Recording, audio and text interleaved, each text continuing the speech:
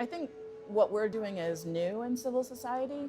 Previously, the intelligence communities focused on human intelligence, signals intelligence, these kinds of things.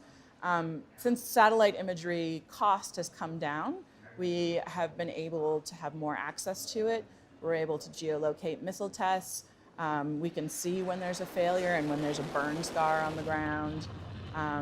We can make assessments about the success or failure of a missile test to a degree because we can tell whether image has been altered.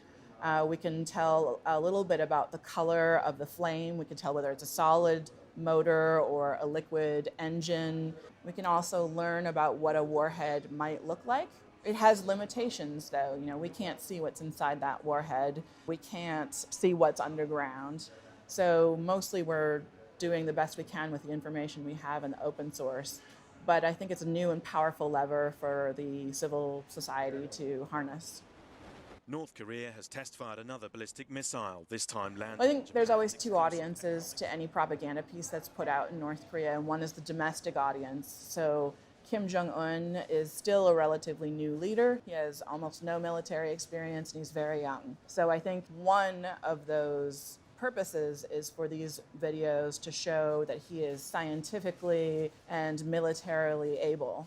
And I think, even though I'm hedging a little bit around the edges of what we can and can't do with open source imagery interpretation, we're in a world now where we have to take them seriously.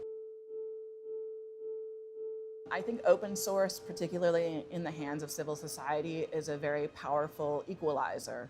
We used to be in a world where someone could hold up a bottle of anthrax and say, look, WMD. We're now in a space where we can crowdsource satellite imagery. At the time of the Iraq War, the cost of satellite imagery was much, much greater. There was less capability in the open source.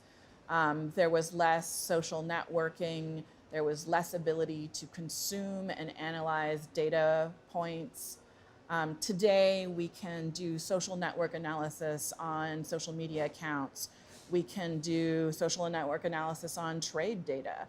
We can build 3D models from 2D parade photos. We can analyze satellite imagery. We can do all of these things in the open source, using open source information for free or relatively low cost. And that means that today we face a world where it would have been much harder to go to war as we did back in 2003.